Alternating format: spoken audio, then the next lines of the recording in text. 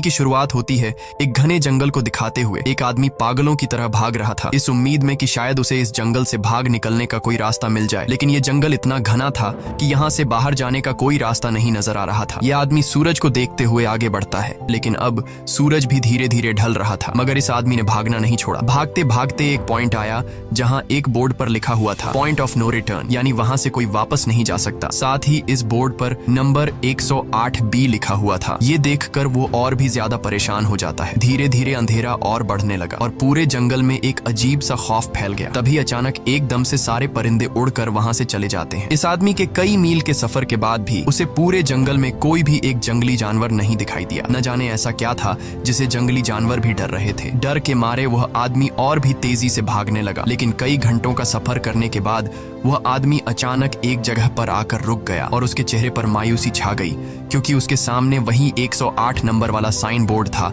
जिस पर लिखा हुआ था पॉइंट ऑफ नो रिटर्न। अब आदमी को समझ आया कि चाहे मैं जितना भी भागूं पर इस जंगल से निकल नहीं सकता, इसलिए अब वो वहां छुपने की जगह ढूंढने लगा, लेकिन वहां उसे छुपने के लिए कोई सेफ जगह नहीं मिली। इसीलिए अब वो पेड़ के ऊपर चढ़ जाता है, पर तभी उस पेड़ की टहनी टूट गई, जिससे वो आदमी काफी ऊंचाई से नीचे जमीन पर आ गिरा। पेड़ से गिरने के बाद वो बहुत ज्यादा जख्मी हो चुका था, उसे काफी गहरी चोटें आई। इससे पहले कि वो बेहोश हो जाता तभी अचानक जमीन हिलने लगी और अजीब सी गुराने की आवाजें आने लगी। वो आवाजें सुनकर आदमी के गले में सांसें अटक गईं। तभी अचानक कोई उसे खींच कर ले गया। खींचने वाला कौन था ये नहीं दिखाया गया, लेकिन हमें उस आदमी की दर्द भरी चीखें सुनाई दी गई। इस इंसिडेंट के 6 दिन बाद हमें शहर में मीना नाम की एक लड़की को दिखाया जाता है जो एक बर्ड शॉप में काम करती है। तभी उसका बॉस आता है और मीना को एक गोल्डन पैरट को शहर से दूर एक जू में डिलीवर करने का ऑर्डर देता है। मीना बॉस की बात को मानते हुए अब उस पैरट को डिलीवर करने जाती है। मीना गाड़ी में बैठकर अपने मोबाइल में उस जू का लोकेशन सेट कर लेती है और अपने सफर पर निकल पड़ती है। शहर से बाहर निकलने के बाद वो एक बोर्ड पर बहुत सारे लोगों के मिसिंग फोटोज देखती है, यानी वहाँ पर कई सारे लोग गायब हो चुके थे, लेकिन मीना उन पर ज्यादा ध्यान नहीं देती और आगे बढ़ने लगती है। आगे बढ़ते दौरान मीना शॉर्टकट लेते हुए जंगल के रास्ते से गुजरती है ताकि वो जल्दी से इस पैरट को जू तक डिलीवर कर दें, और वो पहुंच गई जंगल के बीचों बीच। ये वही जगह है जहाँ हम पहले एक आदमी को गायब होते देख चुके हैं। वहाँ आकर मीना बुरी तरह से फंस चुकी थी। वो अपने मोबाइल पर मैप देखती है, लेकिन वहाँ मोबाइल के सिग्नल नहीं आ रहे थे और उसके कार का रेडियो भी काम नहीं कर रहा था। मीना अब वहाँ से वापस निकलने लगी, लेकिन अब उसे वहाँ से बाहर निकलने का रास्ता समझ नहीं आ रहा था। थोड़ी देर बाद मीना की गाड़ी भी खराब हो गई। मीना गाड़ी से बाहर निकलती है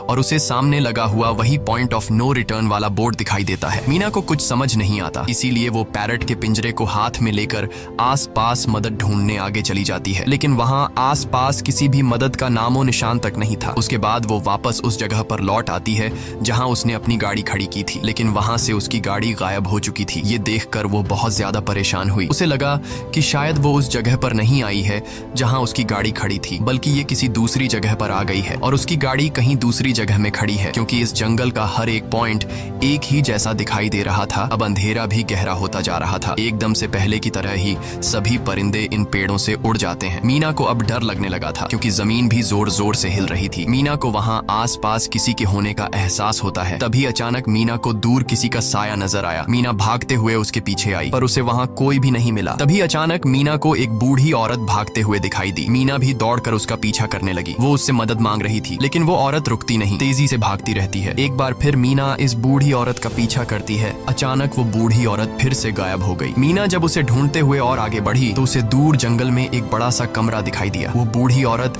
उस कमरे के दरवाजे को खोलकर मीना से कहती है, अगर जिंदा रहना चाहती हो तो जल्दी से अंदर आओ। ये सुनते ही मीना बिना सोचे समझे दौड़ते हुए उस कमरे की तरफ गई। मीना के अंदर आते ही उसने गेट को लॉक कर दिया। मीना देखती है कि ये कोई अजीब सा कमरा है जिसमें एक बहुत बड़ा सा मिरर लगा हुआ था। उस बूढ़ी औरत के साथ यहाँ 2 और लोग भी थे। मीना घबरा कर उन लोगों से पूछती है, ये कौन सी जगह है? इस पर उस बूढ़ी औरत ने जवाब दिया कि इस जगह को हम दी कोब कहते हैं। मेरा नाम है मैडलन, ये लड़की है कियारा और इस लड़के का नाम है डेनियल। बूढ़ी औरत मीना से कहती है कि अभी बातचीत का वक्त नहीं है, तुम जल्दी से हमारे साथ मिरर के सामने खड़ी हो जाओ, क्योंकि कोई हमें देखने आने वाला है। मीना पूछती है, आखिर हमें कौन देखने आ रहा है? तो वो बूढ़ी औरत उससे कोई जवाब नहीं देती। एकदम बाहर से अजीब सी आवाजें आने लगी। मीना डर के मारे पूछती है कि ये आवाज किस चीज की है? तो कियारा मीना को बताती है कि इन्हें हम वॉचर्स कहते हैं। वे शीशे के दूसरे ओर से हमें देख रहे हैं, पर हम उन्हें नहीं देख सकते। वे हर रात सूरज ढलने के बाद यहाँ आते हैं और हमें देखते रहते हैं जब तक सुबह का सूरज नहीं निकल आता। तभी शीशे के दूसरी तरफ से शोर आने लगा। मीना पूछती है, ये शोर कैसा है? उस बूढ़ी औरत ने बताया कि वॉचर्स तुम्हारे आने से खुश हैं, तुम्हें यहाँ देखकर तालियां बजा रहे हैं। मीना बुरी तरह से कंफ्यूज थी, वो जल्द से जल्द यहाँ से निकलना चाहती थी। मैडलिन जिन्हें वॉचर्स कह रही थी, न तो अब तक मीना ने उन्हें देखा और न ही किसी और ने देखा था। रात गुजर जाती है, सुबह होने पर ये लोग उस जगह से बाहर निकल आते हैं। मैडलिन बताती है कि वे वॉचर्स सिर्फ रात में ही बाहर निकलते हैं, दिन के वक्त हम लोग जंगल में आजाद घूम सकते हैं। मीना रात भर यही सोच रही थी कि कब सुबह होगी और जल्दी से मैं इस जंगल से बाहर निकल जाऊं, इसीलिए वह फौरन जंगल से बाहर निकलने का रास्ता ढूंढने लग जाती है। तब मैडलिन बाकी सबको उसे रोकने से मना कर देती है, जैसे कि वह जानती हो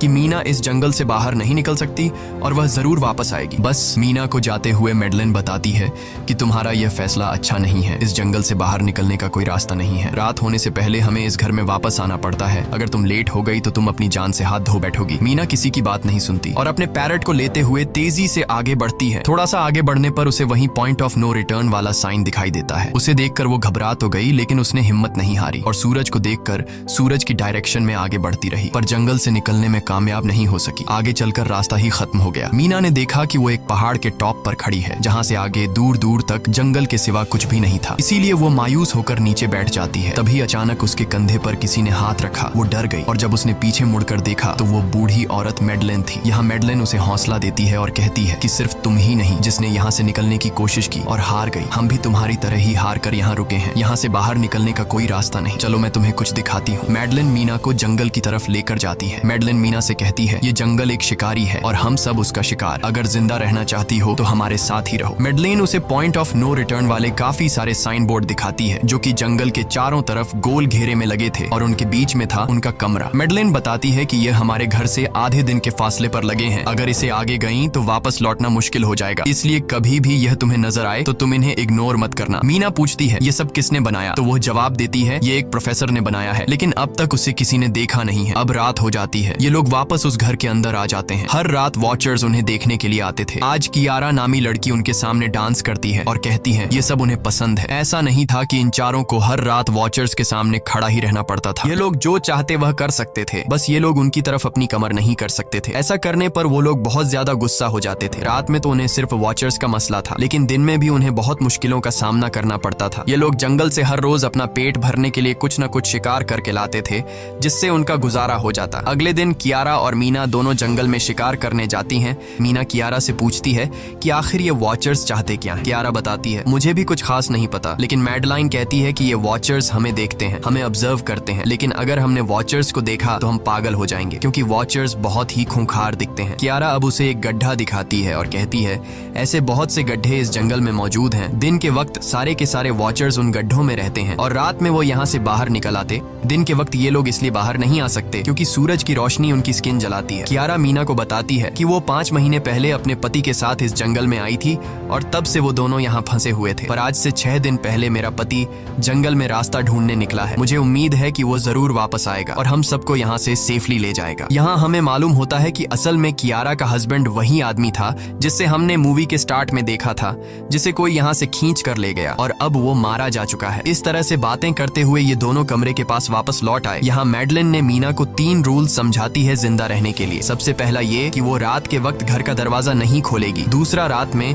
वो आईने की तरफ अपनी कमर नहीं करेगी और तीसरा ये कि दिन के वक्त वो उन गड्ढों के पास नहीं जाएगी और जितना हो सके रोशनी में रहेगी। जब तक तुम इन रूल्स को फॉलो करोगी तब तक तुम जिंदा रहोगी। लेकिन मीना को मैडलाइन की बातों पर बिल्कुल भी भरोसा नहीं होता। अब उस रात मीना इन वॉचर्स के बारे में जानना चाहती थी, इसीलिए वो शीशे के साथ कान लगाकर आवाजें सुनने की कोशिश करती है। जब उसे कुछ सुनाई नहीं देता तो मीना को मैडलिन की बताई गई वॉचर्स की बातें फेक लगने लगती हैं, इसलिए वह रूल्स को तोड़ते हुए अपनी कमर को शीशे की तरफ करके सो जाती है और ऐसा करने पर इन वॉचर्स को गुस्सा चढ़ जाता है। वो लोग जोर जोर से उस शीशे को मारने लग जाते हैं। शोर से मैडलाइन भी उठ जाती है और वह जल्दी से मीना को शीशे की तरफ खड़े रहने को कहती है और तब जाकर वो वॉचर्स का गुस्सा शांत होता है। यानी जब इंसान वॉचर्स को अपनी पीठ दिखाते हैं तो वह उसे खुद की इंसल्ट मानने लगते हैं। ये रात भी गुजर जाती है और अगले दिन मीना डेनियल के साथ शिकार पर निकलती है। वो डेनियल से पूछती है, क्या आज तक तुमने किसी वॉचर को देखा है? जिस पर डेनियल ने जवाब दिया कि मैंने भी आज तक वॉचर्स को नहीं देखा और जो भी वॉचर्स को देखता है वो जिंदा नहीं बच पाता। तब मीना डेनियल को समझाती है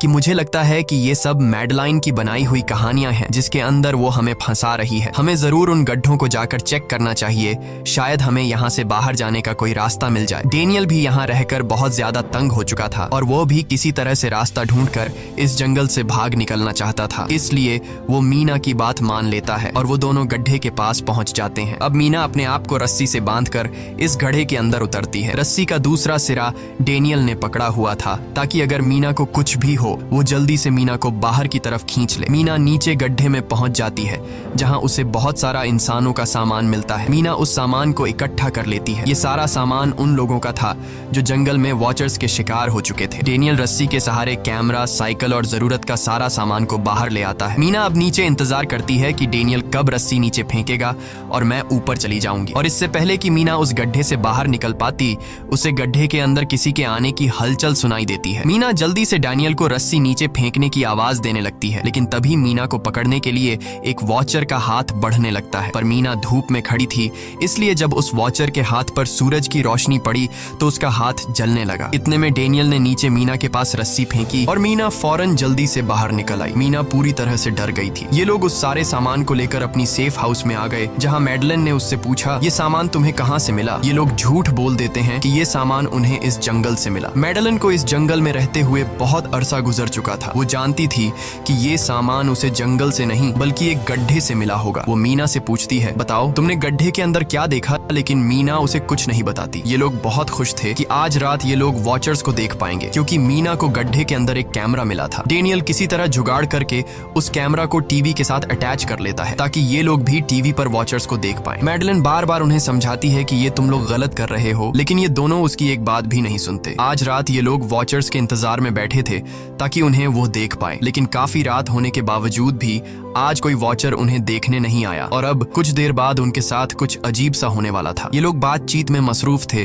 कि तभी उनका दरवाजा खटखटाया जाता है, यानी दरवाजे पर किसी ने दस्तक दी। उन्होंने जल्दी से टीवी की तरफ देखा तो वहां उन्हें इंसानी टांगे दिखाई दे रही थीं। बाहर जो कोई भी था वो कियारा के हस्बैंड की आवाज में बात कर रहा था और वो जल्दी से दरवाजा खोलने को कह रहा था। कियारा को लगा कि जरूर उसका हस्बैंड यहाँ से बाहर निकलने का रास्ता ढूंढ आया है। वो जल्दी से उठकर दरवाजा खोलने के लिए जाती है, लेकिन मैडलन बीच में आकर दरवाजा खोलने नहीं देती। वो कहती है कि मैं जानती हूँ बाहर तुम्हारा हस्बैंड नहीं है, क्योंकि मैडलन जानती थी कि रात के इस अंधेरे में कोई भी इंसान इस कमरे तक नहीं पहुंच सकता। लेकिन कियारा को मैडलन की बातों पर यकीन नहीं होता और वो दरवाजा खोलने की कोशिश करती है, जिसके बाद मैडलन कियारा से कहती है कि वो तुम्हें फंसा रहा है, तुम उसका इम्तिहान ले लो, तुम उसे कोई ऐसी बात पूछो जिसके बारे में सिर्फ तुम या तुम्हारा हस्बैंड जानता हो। कियारा बाहर खड़े हुए इंसान से एक किताब के बारे में सवाल करती है जिसके बारे में उसे पता होना चाहिए था, लेकिन जब बाहर खड़ा हुआ इंसान कोई जवाब नहीं देता तो ये समझ जाते हैं कि ये वॉचर ही है। ये लोग जब दरवाजा नहीं खोलते तो वॉचर उनके बाहर लगाए हुए कैमरा को तोड़ देता है और यहाँ हमें एक बात पता चलती है कि वॉचर्स इंसान के रूप में भी खुद को बदल सकते हैं। वॉचर्स उनकी इस हरकत पर बहुत ज्यादा गुस्सा हो गए थे। वे बहुत तेजी से शीशे को मारने लगे जिससे शीशे में एक बड़ा क्रैक भी आ जाता है, लेकिन यहाँ मैडलन समझदारी दिखाते हुए सबको लाइन से शीशे की तरफ खड़ा कर देती है, जिससे वॉचर्स का गुस्सा थोड़ा बहुत ठंडा हो जाता है और वे वहां से चले जाते हैं। अब यहाँ मीना मैडलन को बताती है कि हमने गड्ढे में से ये सारा सामान चुराया था। ये सुनकर मैडलन बहुत ज्यादा गुस्सा हो जाती है कि तुम लोगों ने दूसरा रूल भी तोड़ दिया। अगली सुबह मैडलन उस गड्ढे से लाया हुआ सारा सामान उठाकर वापस उसी गड्ढे में फेंक देती है, जिससे उन वॉचर्स का गुस्सा थोड़ा शांत हो जाता है। मगर अब इन लोगों को जंगल में बहुत ही ज्यादा अजीब चीजें दिखाई देना चालू हो गई थी और उसका सबसे ज्यादा असर डेनियल पर होता है। डेनियल अचानक बात बात पर बहुत ज्यादा गुस्सा करने लग जाता है। दूसरी तरफ कियारा, जिससे पहले उम्मीद थी कि उसका हस्बैंड जिंदा है और वो यहाँ आकर उसे यहाँ से बचा लेगा, लेकिन अब उसे पता चल चुका था कि उसका हस्बैंड अब वापस नहीं आएगा, जिसकी वजह से वह अंदर ही अंदर पूरी तरह से टूट चुकी थी और वो डिसाइड करती है कि वह वॉचर्स के इन गड्ढों में कूदकर अपनी जान दे देगी, क्योंकि अब उसके पास जीने की कोई वजह नहीं रही। वह ऐसा करने ही वाली होती है कि मीना आकर उसे बचा लेती है। इसी बीच हम देखते हैं कि डेनियल मैडलन की तरफ अजीब तरह से देख रहा होता है और वह गुस्से में आकर मैडलन को पेड़ के साथ बांध लेता है। डेनियल ने कहा कि अब मैं इस बुढ़िया के कोई रूल्स नहीं मानूंगा, अब यहाँ सिर्फ मेरी बात मानी जाएगी। अब रात होने वाली थी, इसलिए डेनियल कमरे की तरफ भागा और कियारा भी उसके पीछे भागी, लेकिन मीना मैडलन के पास आई और उसकी रस्सियां खोलने लगी। दूसरी तरफ डेनियल ने कियारा को लेकर कमरे का दरवाजा अंदर से बंद कर दिया और मीना और मैडलिन को बाहर वॉचर्स के लिए छोड़ दिया। मीना और मैडलिन डेनियल से दरवाजा खोलने के लिए गिड़गिड़ाते रहे। डेनियल से रिक्वेस्ट करते हैं कि प्लीज दरवाजा खोल दो, लेकिन डेनियल ने दरवाजा नहीं खोला। अब बाहर चारों तरफ अंधेरा छा गया और वॉचर्स के आने का टाइम हो गया, इसलिए अब मजबूरन उन्हें अपनी जान बचाने के लिए एक घने पेड़ के नीचे रहकर छिपना पड़ा। थोड़ी देर बाद उन्हें वॉचर्स की गुराने की आवाजें आने लगी। इस टाइम मीना और मैडलिन के साथ हमें भी उन वॉचर्स की एक झलक दिखाई जाती है। ये लोग लंबे, पतले और खतरनाक थे। सब अपने अपने गड्ढों से निकलकर इंसानों को देखने के लिए उस सेफ रूम तक पहुंचते हैं और जब ये लोग देखते हैं कि मीना और मैडलिन वहां नहीं हैं, तो वो उनको खाने के लिए जंगल में ढूंढने लग जाते हैं। और जब ये वॉचर्स दूर जाते हैं तो मौके का फायदा उठाते हुए ये दोनों फिर से सेफ रूम तक आ जाते हैं और डैनियल से रो रो कर दरवाजा खोलने को कहते हैं। इस बार डैनियल के दिल में रहम जाग जाता है और वो उनके लिए दरवाजा खोल लेता है। अब अंदर जाने के बाद पहले तो मैडलिन डैनियल पर गुस्सा करती है और फिर इन सबको शीशे के सामने खड़ा करके वॉचर्स के बारे में कुछ बातें बताती है। मैडलिन ने कहा कि अब तक हम बहुत से रूल्स तोड़ चुके हैं, इसलिए मुझे नहीं लगता कि इस बार वॉचर्स हमें माफ करेंगे। मैं तुम लोगों को वॉचर्स के बारे में कुछ सच्चाई बताना चाहती हूँ। दरअसल मैं जब यहाँ पहली बार आई थी तो मैंने कुछ ऐसा देखा जिससे मेरे होश उड़ गए। मैंने अपना ही एक डुप्लीकेट देखा। असल में वो एक वॉचर था जो मेरा रूप लेने की कोशिश कर रहा था। हालांकि उसकी आंखें और बाल बिल्कुल परफेक्ट नहीं थे। मीना ने पूछा कि आखिर ये वॉचर्स हैं क्या चीज, जिस पर मैडलिन ने जवाब दिया कि ये सारे क्रीचर्स फेरीज हैं जो किसी जमाने में इंसानों के साथ मिलकर रहते थे। फेरीज पंखों वाले एक जादुई जीव थे, लेकिन वक्त गुजरने के साथ इंसानों को फेरीज की शक्तियों से डर लगने लगा। इसीलिए इंसानों ने फेरीज को खत्म करने का सोचा। इंसानों की तादाद ज्यादा थी, इसलिए फेरीज इंसानों का मुकाबला नहीं कर पाए। इंसानों ने इन फेरीज को जंगल में एक बहुत बड़े गड्ढे के अंदर कैद कर लिया और उन्हें श्राप से हमेशा हमेशा के लिए इस गड्ढे में बंद कर दिया। उसके बाद फेरीज कई 100 सालों तक उस गड्ढे में कैद रहे, लेकिन फिर वक्त के साथ उन्होंने जमीन के अंदर खुदाई करके निकलने के रास्ते बना लिए। आज वही फेरीज वॉचर्स के रूप में गड्ढों से निकलकर हमारे सामने आते हैं। हालांकि कई 100 सालों तक जमीन के अंदर रहने की वजह से उन्होंने अपने पंख और जादुई शक्तियां खो दी और साथ ही उन्हें सूरज की रोशनी से तकलीफ होने लगी, लेकिन अब भी उनमें रूप बदलने की शक्ति है। इस पर डैनियल ने मैडलिन से पूछा कि ये वॉचर्स हमसे क्या चाहते हैं और ये हर रात हमें देखते क्यों हैं, जिस पर मैडलिन ने बताया कि ये वॉचर्स एक बार फिर से जंगल से निकलकर इंसानों के बीच रहना चाहते हैं, लेकिन अपने असली रूप में ये इंसानों के बीच नहीं रह सकते। इसीलिए उन्होंने हमें यहाँ रखा हुआ है ताकि हमें देखकर हमारा रूप ले सकें और हमसे आज के दौर के तौर तरीके सीखकर इंसानों के बीच रह सकें। मैडलिन ये सब बातें बता ही रही थी कि अचानक सभी वॉचर्स वापस लौट आए और जब वॉचर्स को पता चलता है कि मैडलिन और मीना वापस अपने कमरे में आ गए हैं तो वो सब गुस्से से भड़क उठे और दरवाजा तोड़ने की कोशिश करने लगे। इन चारों ने टेबल को खींचकर दरवाजे के सामने रख दिया ताकि दरवाजा वॉचर्स तोड़ न सके, लेकिन वॉचर्स की ताकत काफी ज्यादा थी और इन चारों को पता चल चुका था कि जल्द ही वॉचर्स अंदर आ जाएंगे और उन्हें मौत अपनी आंखों के सामने दिखाई दे रही थी। तभी उन्होंने देखा कि टेबल को घसीटकर दरवाजे तक ले जाने की वजह से कारपेट पलट गई है। जब उन्होंने कारपेट हटाया तो उन्हें नीचे एक बड़ा लोहे का गेट नजर आया। उन्होंने जल्दी से गेट खोला तो उन्हें पता लगा कि नीचे एक बहुत बड़ा बंकर है। ये लोग जल्दी से उस बंकर के अंदर घुस गए और ऊपर से लोहे का गेट बंद कर दिया। ये लोग इस बात को लेकर परेशान थे कि ये बंकर यहाँ पर मौजूद था और इन लोगों को पता भी नहीं चला। इस बंकर के नीचे बहुत फैसिलिटीज थी, हजारों दिन का खाना, एक कंप्यूटर और भी बहुत सारा जरूरत का सामान रखा था। मीना जानना चाहती थी कि आखिर ये जगह किसने बनाई, इसीलिए वो उस कंप्यूटर को ऑन कर लेती है। उस कंप्यूटर में बहुत सारा डेटा सेफ था जिसे खोलने पर उन्हें पता चलता है कि ये सारी जगह प्रोफेसर मार्टिन ने बनाई थी। असल में प्रोफेसर को इन क्रीचर्स के बारे में पता था। वो इन वॉचर्स पर रिसर्च करना चाहता था, इसीलिए उसने ये बंकर बनाया था। पैसों का लालच देकर वो दूसरे इंसानों को काम के लिए यहाँ लेकर आता था और रात के वक्त मजदूरों को ऊपर कमरे में छोड़कर खुद यहाँ आकर छुप जाता था और वो वॉचर्स फिर उन इंसानों को खा जाया करते थे। अगली वीडियो में डॉक्टर मार्टिन बताते हैं कि उनकी रिसर्च के दौरान उन्हें एक सबसे अलग फेरी मिली जो रोशनी में भी उन गड्ढों से बाहर आ सकती थी। डॉक्टर बताता है कि उस वॉचर ने एक बच्ची का बिल्कुल परफेक्ट रूप ले लिया था जिसे कोई पहचान नहीं सकता था। वो बहुत अच्छी थी, उसने डॉक्टर मार्टिन को मारा नहीं। डॉक्टर मार्टिन उसे यहाँ ले आया। तभी प्रोफेसर ने कैमरा को दूसरी तरफ मोड़ा। तब उन्होंने देखा कि प्रोफेसर ने उस छोटी सी बच्ची के रूप में आए वो क्रीचर को पिंजरे में कैद कर लिया है। पता नहीं डॉक्टर उसके साथ कौन सा एक्सपेरिमेंट करने वाला था। उस कंप्यूटर में बहुत सी वीडियोस थी और हर वीडियो में कुछ न कुछ बताया हुआ था। मीना बस ये जानना चाहती थी कि आखिर में क्या हुआ, इसीलिए वो सबसे आखिरी वीडियो प्ले करती है जिसमें वह देखती है कि प्रोफेसर खुद को और उस फेरी को मारने वाले हैं। मरने से पहले वह इस जंगल में फंसे हुए लोगों के लिए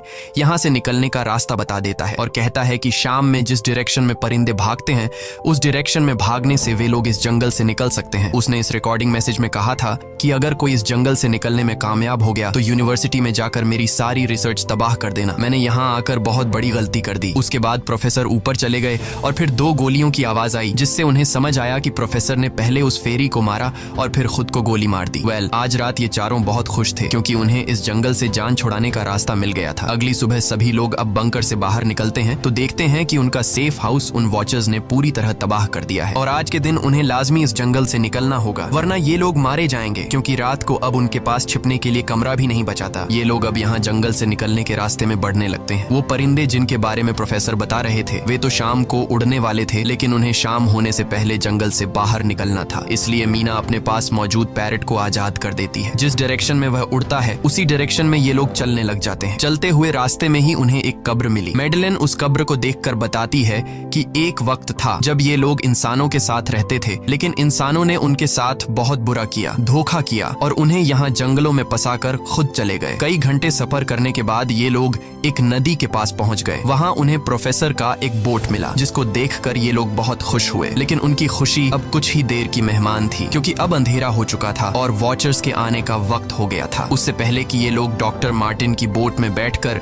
यहाँ से दूर चले जाते, तभी उन्हें पीछे से किसी की आवाज आई। जब उन्होंने पीछे मुड़कर देखा तो वो कियारा का हस्बैंड था जो मदद के लिए चिल्ला रहा था। वो बहुत ही जख्मी हालत में था। बाकी सब बोट में बैठ चुके थे, इसलिए डेनियल अकेला उसकी मदद के लिए गया। डेनियल कियारा के हस्बैंड को खींचकर बोट की तरफ लाने लगा, लेकिन तभी ये लोग बोट से देखते हैं कि डेनियल जिसकी मदद करने गया वह कोई इंसान नहीं बल्कि एक वॉचर है, जिसने उनके सामने ही डेनियल का रूप ले लिया। वो लोग कुछ भी नहीं कर पा रहे थे। अब उस वॉचर ने डेनियल को मार दिया। उन्हें इस बात का पता था कि वॉचर्स इस नदी को पार नहीं कर सकते हैं और फाइनली ये लोग खुद इस नदी को पार करके शहर तक पहुंच जाते हैं। और कहानी में असल ट्विस्ट इसके बाद आया। शहर पहुंचने के बाद ये तीनों अलग अलग रास्तों पर चले गए और कुछ दिनों बाद अब मीना जल्दी से डॉक्टर मार्टिन के कहने के मुताबिक उनके यूनिवर्सिटी में उनका सारा डेटा खत्म करने के लिए आई। उससे पहले कि वह उनका रिसर्च डेटा डिलीट कर देती, तभी उससे वहां एक टेप रिकॉर्डर मिला और उस टेप रिकॉर्डर से मीना को एक नया राज मालूम हुआ। जब हजारों साल पहले इंसान और फेरीज एक साथ रहते थे तो तब उनकी शादी भी हुआ करती थी। इंसान और फेरी के मिलन से जो बच्चे पैदा होते थे उनमें इंसान और फेरी दोनों के गुण होते थे। उन्हें हाफलिंग्स कहा जाता था। उन हाफलिंग्स में एक खासियत थी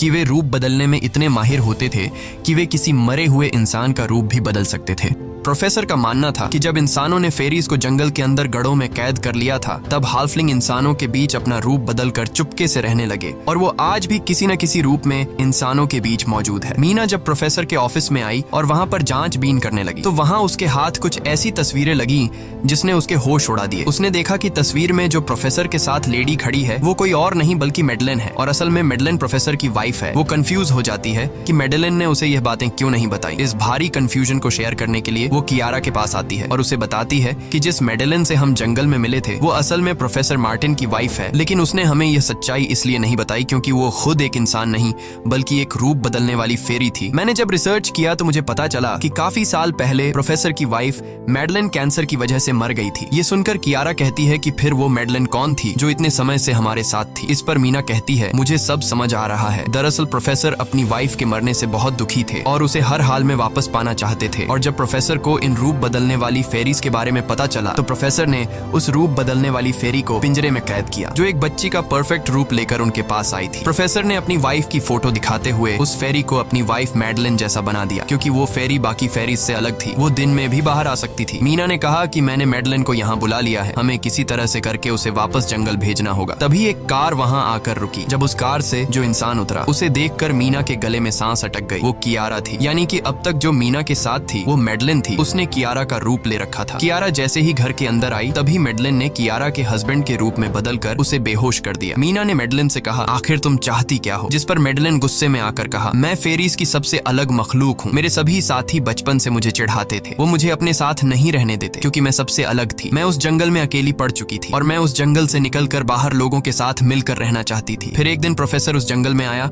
उसने मुझे पिंजरे में कैद कर लिया। उसने मुझसे कहा कि अगर मैं उसकी वाइफ का रूप ले लूं तो वह मुझे जंगल जंगल से बाहर ले जाएगा। मैंने उसकी बात मान ली। प्रोफेसर ने मुझे मेडलिन की सारी बातें सिखाई और बाद में उस धोखेबाज प्रोफेसर ने मुझे मारने की कोशिश की, लेकिन उससे पहले कि वो मुझे मार पाता मैंने उसे ही मार डाला। तुम इंसान कभी भी भरोसे के लायक नहीं थे और न ही रहोगे। अब तुम भी मेरी सच्चाई जान चुकी हो, इसलिए तुम्हें भी मरना होगा और तुम्हें मारने के बाद मैं तुम्हारे रूप में इंसानों के बीच रहूंगी। यह कहकर मेडलिन ने मीना का रूप ले लिया और उसका गला दबाकर उसे मारने लगी। तब मीना ने मेडलिन से कहा कि क्या प्रोफेसर ने तुमसे यह नहीं कहा कि तुम क्यों दिन में निकल सकती हो? असल में तुम हाइब्रिड हो, आधी इंसान और आधी फेरी, इसीलिए तुम इंसानों और फेरीज के बीच रह सकती हो। मुझे पता है कि दुनिया में अकेला रहना कैसा होता है, लेकिन तुम अकेली हाफलिंग नहीं हो। तुम्हारे जैसे और भी हाफलिंग्स हैं जो किसी न किसी रूप में इंसानों के बीच रह रहे हैं। इस सच्चाई का पता चलते ही मेडलिन का शरीर अचानक अपने असली रूप में आने लगा। देखते ही देखते उसके पंख निकल आए, जिसके बाद वो मीना को यहीं पर छोड़कर यहाँ से उड़ जाती है। इसके बाद कुछ हफ्तों के बाद का सीन दिखाया जाता है, जहाँ मीना अपनी सिस्टर के साथ रहने लगी है। उसने अपनी सिस्टर को बताया